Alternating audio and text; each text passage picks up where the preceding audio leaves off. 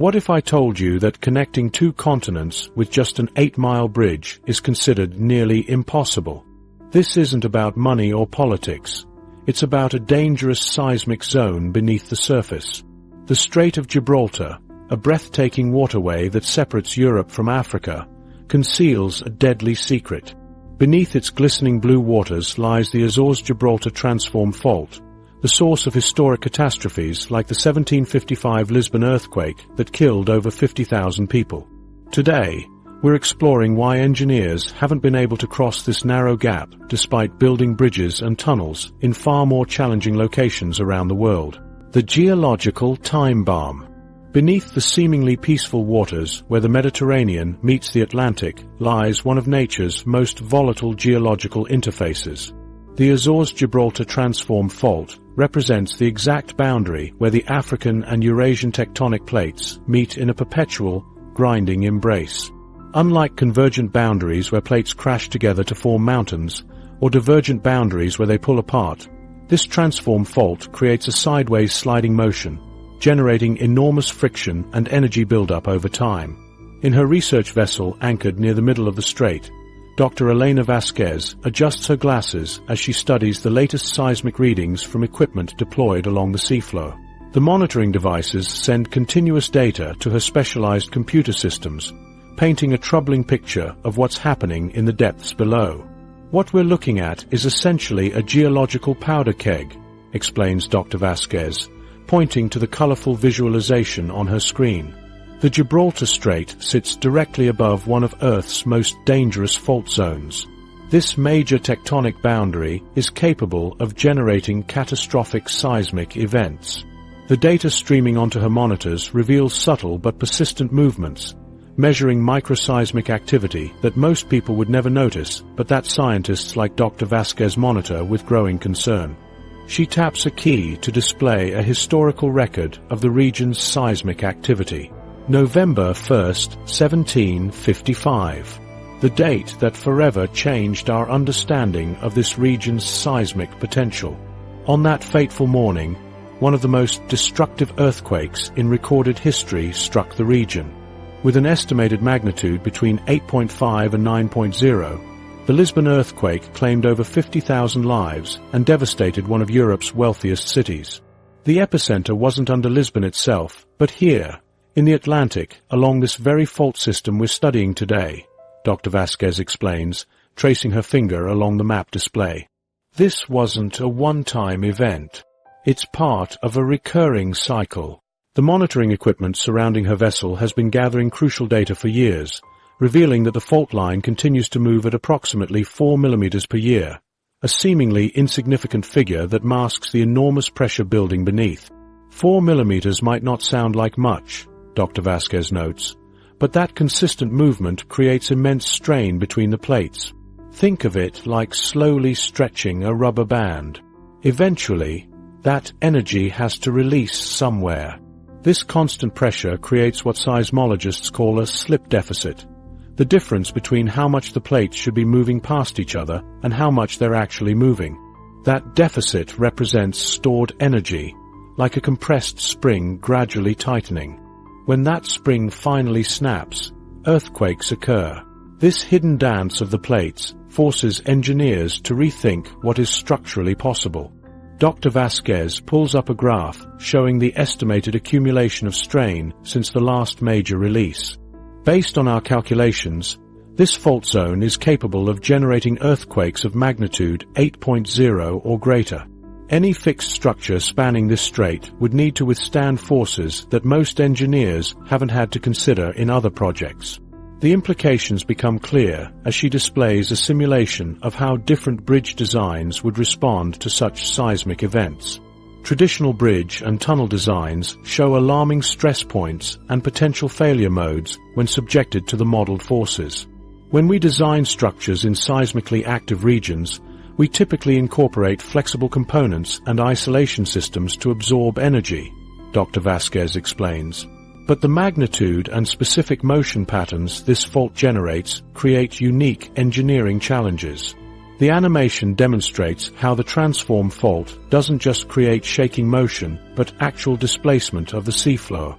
Any fixed structure anchored to opposite sides of the fault would eventually be torn apart as the plates continue their inexorable movement. Beyond the earthquake risk, we have another serious concern for any foundation system, Dr. Vasquez says, pulling up bathymetric charts of the seafloor. The fault zone has created highly unstable substrate conditions. In some areas, we find fractured bedrock.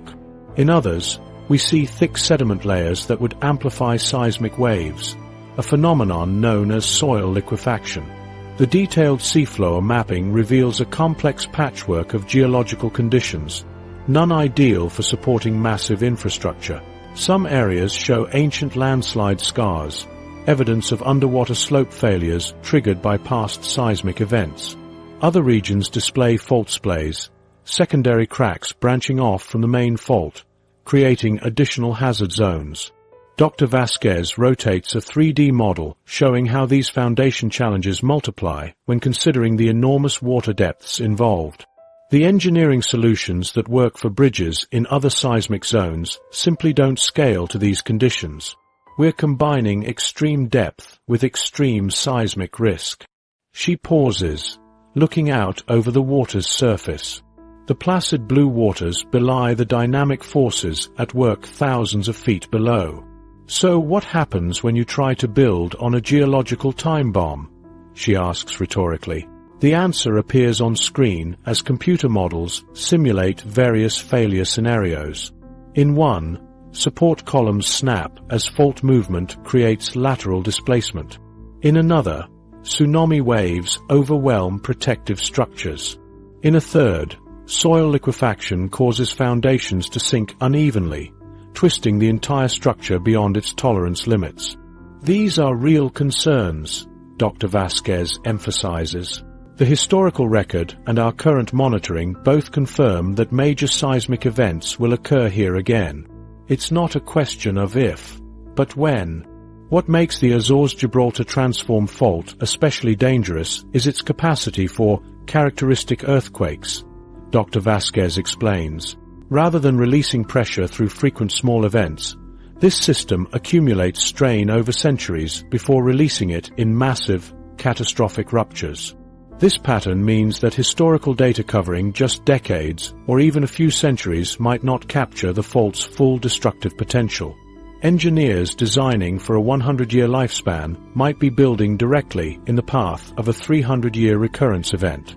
The stark reality of these findings has forced engineering teams to reconsider conventional approaches. Any viable crossing would require innovative foundation systems that could accommodate not just violent shaking but actual ground displacement, a challenge that pushes beyond the frontiers of current infrastructure design. The depth dilemma. Beyond the geological instability lies another engineering nightmare that compounds every calculation. As our submersible's lights fade into the crushing darkness 900 meters below, we confront a simple yet devastating reality. Water pressure at these depths increases exponentially, creating forces that no existing infrastructure technology was designed to withstand. The oppressive blackness surrounds us like a silent, leviathan force, squeezing the submersible from all sides with invisible but relentless power. What you're seeing now is the central challenge of the Gibraltar Strait, explains Dr. James Chen, marine structural engineer, as he traces his finger along a detailed bathymetric map spread across his desk. While most people focus on the narrow 14-kilometer distance between continents, they miss the crucial third dimension. The color-coded depth chart reveals a startling profile, a submarine valley that plunges dramatically from the relatively shallow continental shelves on either side. Dr. Chen points to the deepest section, marked in dark blue. The Gibraltar Strait reaches depths between 300 to 900 meters. To put that in perspective, the English Channel, where we successfully built the Channel Tunnel, has a maximum depth of just 180 meters. We're talking about a crossing that's 5 times deeper at its lowest points. On screen, we see a striking comparison. The Øresund Bridge between Denmark and Sweden crosses waters just 35 meters deep. Japan's Seikan Tunnel, currently the world's deepest undersea tunnel, reaches a maximum depth of 240 meters. Even Norway's Rogfast Tunnel, under construction and set to become the world's deepest road tunnel, will reach just 392 meters below sea level. The problem is the extreme depth, continues Dr. Chen. Water pressure increases by approximately 1 atmosphere for every 10 meters of depth. At 900 meters, we're talking about pressure exceeding 90 atmospheres, equivalent to having 90 kilograms of force applied to every square centimeter of your structure. The animation demonstrates how pressure compounds. Imagine the weight of a car pressing down on every handprint-sized area of your body, then multiply it tenfold. At 100 meters, the force is manageable. At 300 meters, it begins to exceed most conventional design parameters. At 900 meters, the pressure becomes almost unimaginable, over 1,300 pounds per square inch. The engineering implications are profound, Dr. Chen says, pulling up computer models on his monitor. Conventional tunnel boring machines are designed to operate at much shallower depths. At these pressures, we encounter problems with everything from material integrity to worker safety. The simulations show how different tunnel designs would respond to these extreme pressures. Traditional circular concrete tunnels begin to show failure points. Steel reinforcements bend. Even advanced composite materials display strain beyond acceptable safety margins. For a bridge, the challenge is equally daunting, explains Dr. Chen. The world's tallest bridge piers currently reach about 340 meters at the Millau Viaduct in France, but those are exposed to air. Underwater bridge supports create an entirely different engineering problem. The diagram illustrates how underwater bridge supports would need to contend with not just vertical loads from the bridge itself, but enormous lateral forces from water pressure, currents, and potential seismic activity. At these depths, conventional bridge support technologies simply become impractical, Dr. Chen notes. The materials, construction methods, and designs that work for shallower crossings cannot simply be scaled up. We would need fundamentally new approaches. These engineering challenges are further complicated by the seabed composition. Dr. Chen turns to a geological cross-section of the strait floor. The composition of the seabed presents its own set of challenges. Unlike the relatively soft clay that facilitated tunneling under the English Channel, large sections of the Gibraltar seabed consist of extremely hard metamorphic rock formations. The diagram reveals bands of dense dolomite, limestone, and even some metamorphic formations created by the intense pressure of the tectonic boundary. These rock types can be 10 to 15 times harder to drill through than the chalk marl under the channel, Dr. Chen explains. Tunnel boring machines would face extreme wear, requiring frequent replacement of cutting heads at depths where such maintenance becomes extraordinarily difficult. The cost implications are staggering. Dr. Chen pulls up a preliminary budget analysis that shows tunneling costs increasing exponentially with depth and rock hardness. Each additional meter of depth multiplies the complexity of the entire operation. At the deepest points, we estimate tunneling costs could be 8 to 12 times higher per kilometer than comparable sections of the Channel Tunnel. The simulation reveals hot spots where mechanical components would face critical stress levels, areas where failure becomes probable. We're talking about a tunneling operation where the machine itself might be crushed by ambient pressure before it even encounters the rock, Dr. Chen says.